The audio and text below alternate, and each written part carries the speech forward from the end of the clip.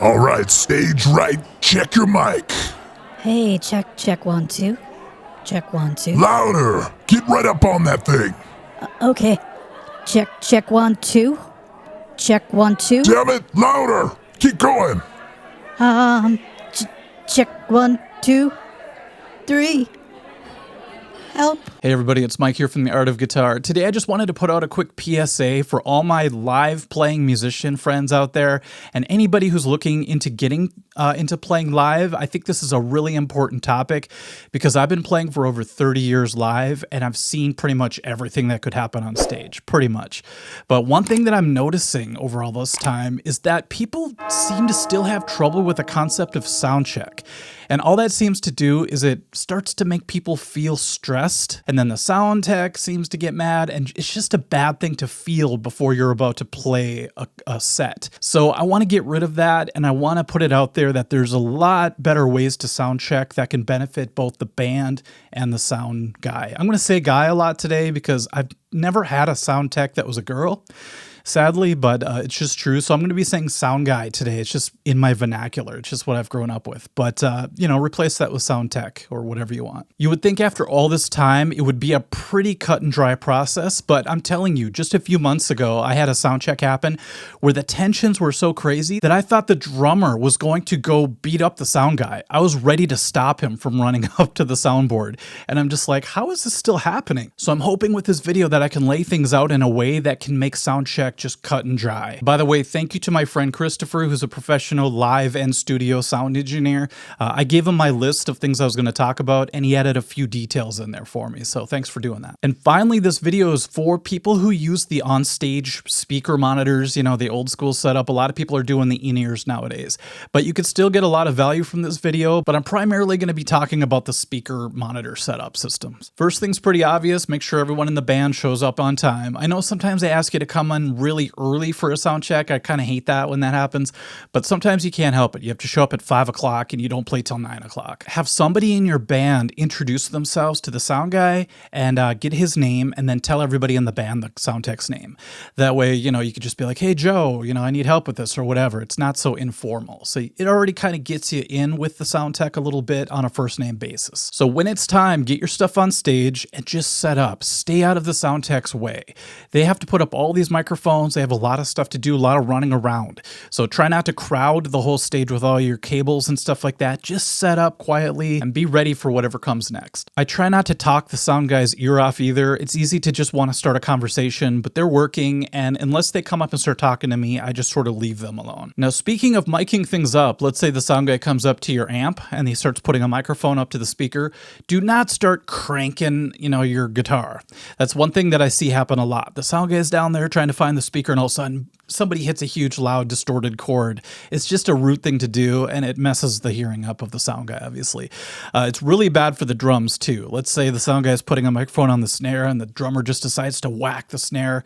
Don't do that. That's an easy way to set off what I call the sound tech spaz button. And trust me, there's a lot of ways to trip that button that I'll be talking about today, but that's one of them. If you're using a direct box for anything like an acoustic guitar or, a looper or your keyboards, make sure to let the sound guy know that you're about to plug in, because it might be cranked up in the monitors, and as soon as you put that cable up to your acoustic guitar, you're going to hear this popping sound that could do damage to the system, but also to people's hearing. So be really careful when you plug in or unplug from a DI box. They actually sell these cables with a switch on it that you could hold in, so when you plug in, it cuts off the circuit, and then you could let go, and then you're safe. So that's one way to go, but I would just make sure you ask every time. Make sure you don't just blast your amp. This is something I like to do being a guitar player. It's kind of what we do, but keep it at a reasonable volume to where you can hear it and feel it the way you need to, and that's not going to just cause the sound guy to lose their mind. Because here's the thing, if you're really loud on stage, he might just shut you off completely out of the system. So try to keep it at a reasonable volume, side wash it if you have to. So if you take your amp and actually point it sideways, that's a great way to let the band hear your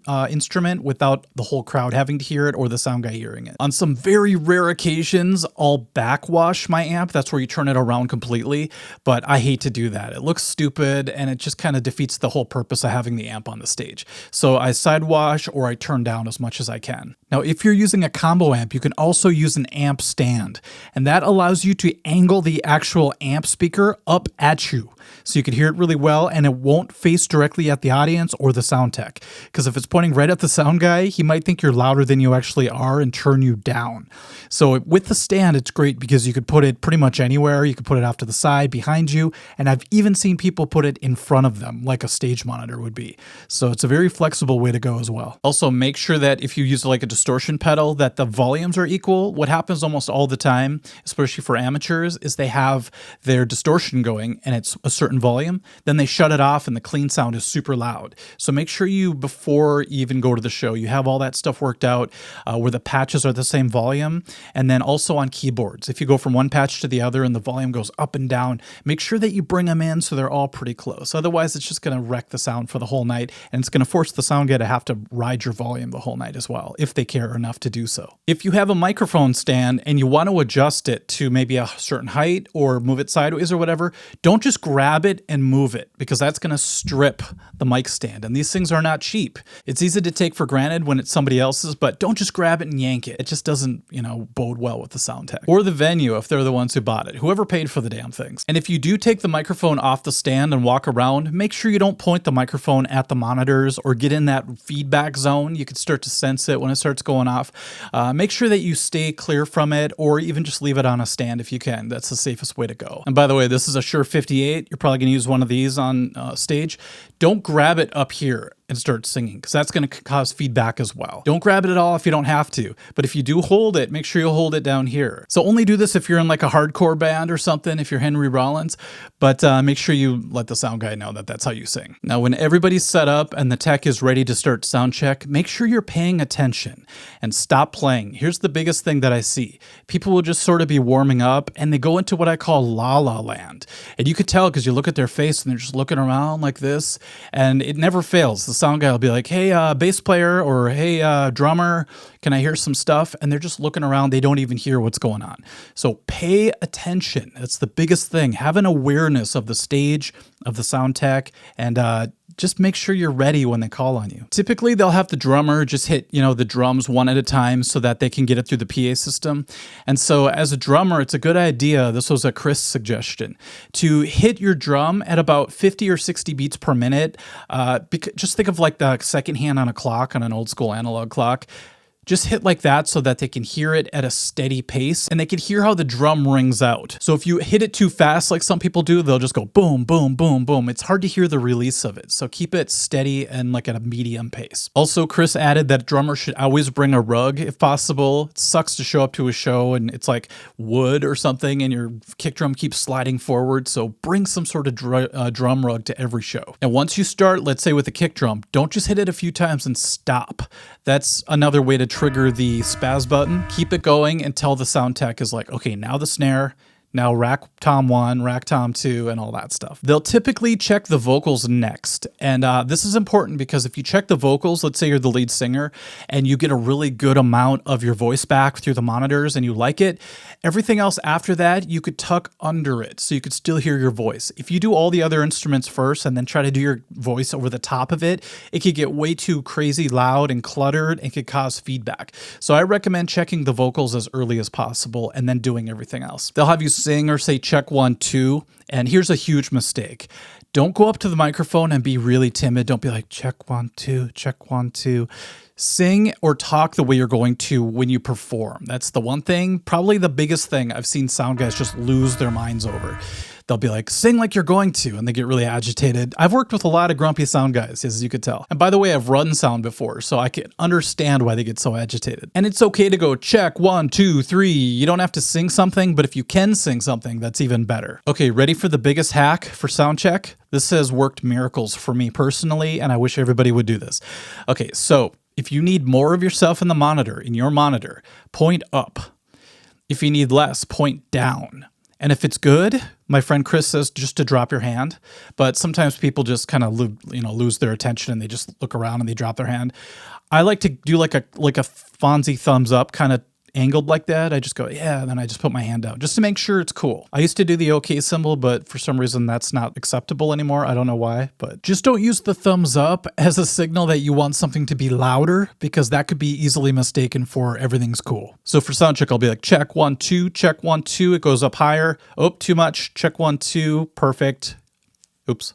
Thumbs up. Here's the best part. Let's say the singer's doing that. Everybody else around them should be ready and doing the hand signals as well.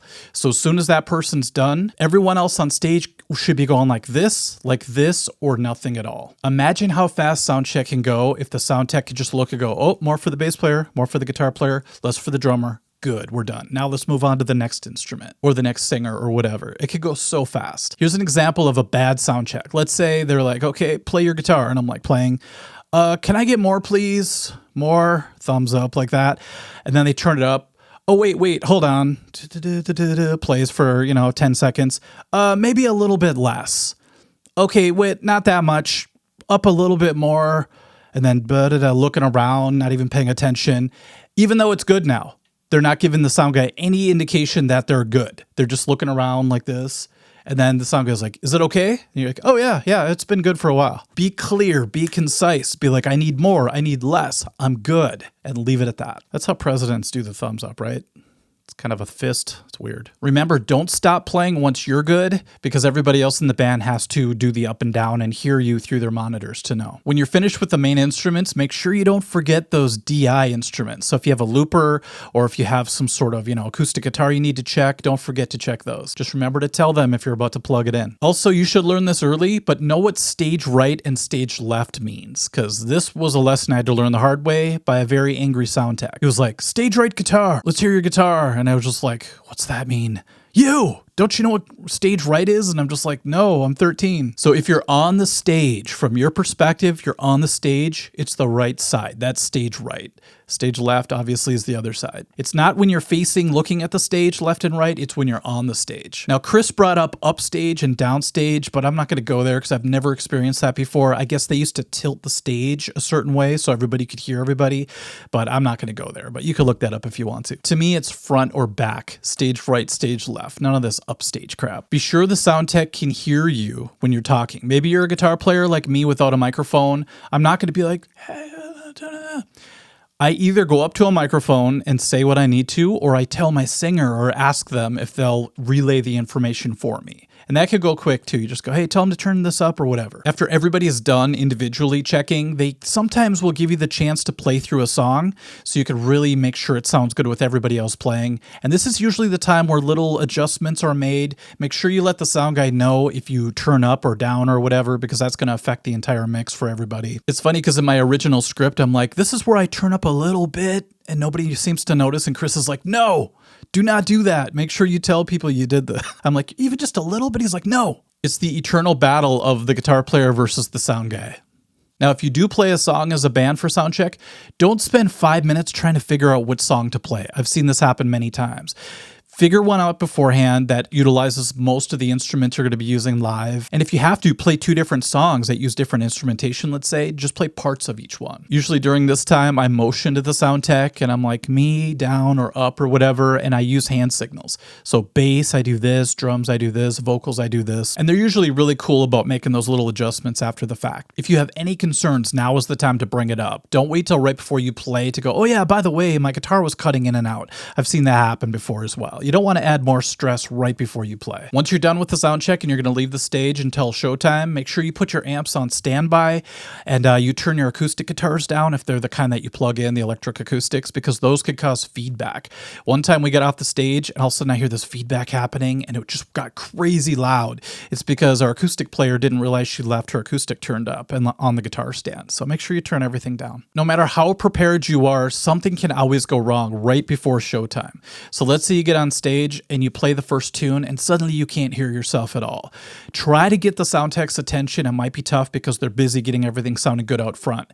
But if you can get their attention, do the pointing and all that kind of stuff, it's totally acceptable to do that. If they don't notice you though, don't freak out. Just live with it while you can. Eventually you'll get their attention, or between songs you'll be able to say something. We recently played a show and the sound guy left during the first few songs. And I'm just like, what is going on? That's when we need you the most. You know, he kind of said it and then he ran to the bathroom or something. I'm not sure what happened. Actually, I think he just went to get a beer.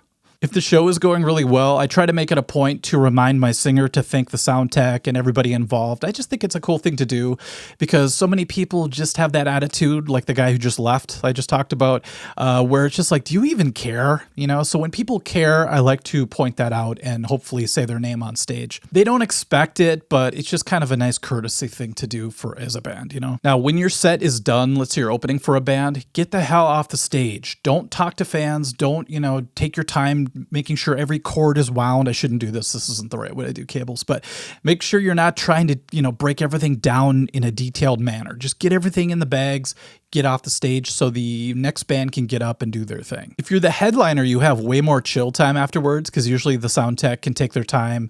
You know, they come up to the stage and there's some background music going on. They could take their time taking things down, and so can you. But if you're an opening act, get off the stage. Or as the people from Foghat said to us, get the hell off the stage. They were having none of our BS at that concert. Afterwards, if it was a great show and you're really appreciative, I like to give the sound tech a few bucks. You know, last time I just threw a 20 at our sound guy. He did do a good job, so I wanted to give him something, but obviously it's not necessary. They're already getting paid, hopefully, by the club or whatever, so it's one of those things. Now, if you've never played a gig before, you might be thinking, man, are sound guys really that bitter and scary? The answer is yes. But if you come at it with that mentality and then you get somebody who's actually cool and not jaded and not super stressed out and pissed off, it's just a real relief. You'll be like, oh, good. You know, maybe Mike's full of it. And then you'll play the next show and you'll be like, nope, Mike was exactly right. Just be ready for anything is basically what I'm saying. So quick bullet points now. Get to the show on time. Set your stuff up. Leave the sound tech alone. They have a lot to do. Don't crank on your instrument when the sound guy is right there setting up microphones. Be careful when you plug into direct boxes. Make sure to let the sound guy know you're about to plug in or unplug. Have your stage volume at a decent level. Don't blow the place away so that they end up taking you out of the whole mix anyway. Don't do that. Side wash your amp if you have to, or even backwash it. Backwash it? That sounds gross. But try not to point it right at the sound guy because it's going to make him think you're a lot louder than you actually are. If you're a singer, don't just grab the mic stand and yank it. Make sure you do it the correct way. Once they're ready for sound check, pay attention. Do not drift off into la la land like all of us musicians want to do. Drummers, be sure to hit those drums consistently 50 to 60 beats per minute and don't stop until you get an F. No, don't stop until they tell you to go to the next drum. And don't forget the drum rug if possible. Singers, make sure to check with the same volume and intensity that you're going to have while you actually perform. Use the pointing method, more, less, I'm good, or just drop your hand. Everyone in the band take their turns, pay attention during this part, and do the hand signals as well. Keep playing your instrument until the sound guy is like, okay, we're good. Remember, stage right and stage left. Be sure the sound guy can hear you talk. Don't assume just because you're shouting that they can hear you. Have a microphone in front of your face, or tell somebody who does have a microphone to relay the information. Don't spend all day trying to figure out which song to play for sound check. Have that worked out beforehand and just kick right into it. During that time, if you make any adjustments to your instrument, make sure you let the sound guy know so that he can adjust it accordingly. I break that rule a lot though. After the check, make sure you address any issues you might have right there and then put your stuff on standby, turn your volumes down, make sure there's no feedback risks as you walk off the stage. By the way, if there's a band that's sound checking after you, move your stuff off to the side if you can. During the first tune, if there's any issues, try to motion to the sound guy, but chances are they might not see you right away. Don't spend the whole song waving either. That looks goofy. I do that a lot. But just when you see some eye contact, make a motion and try to fix whatever the problem is with hand signals. Try to thank the sound guy on stage if possible, or afterwards you can tip them if they did a great job. When your set is done, thank the crowd and then get all your stuff and get off the stage. Even if you have to just get it all off to the side of the stage, break it down later. I think the most important part of this video is the whole point up down thing. That seems to be the hack that every time I do it, the sound guy is really appreciative. Like when we were having that sound check from hell, I made sure that I was ready and I did the hand pointing thing. I was kind of the Hermione Granger of the band. I was like, I know how to do it. And the sound guy's like, how is that so damn easy? And I'm like, because I did the hand thing. So hopefully if you're a live musician, you know a lot of this stuff already. Sometimes you just learn through hard knocks from getting yelled at enough times. And if you're brand new to playing live, I think this video is a great resource for you to just avoid all those pitfalls that everybody seems to fall into, even after years and years of experience. So let me know what you guys think. If you have any additional tips of any kind, or if you have any funny stories of sound checks gone awry. I think I have hundreds of them. But let me know in the comment section, and thank you for watching. We'll catch you later. Bye-bye.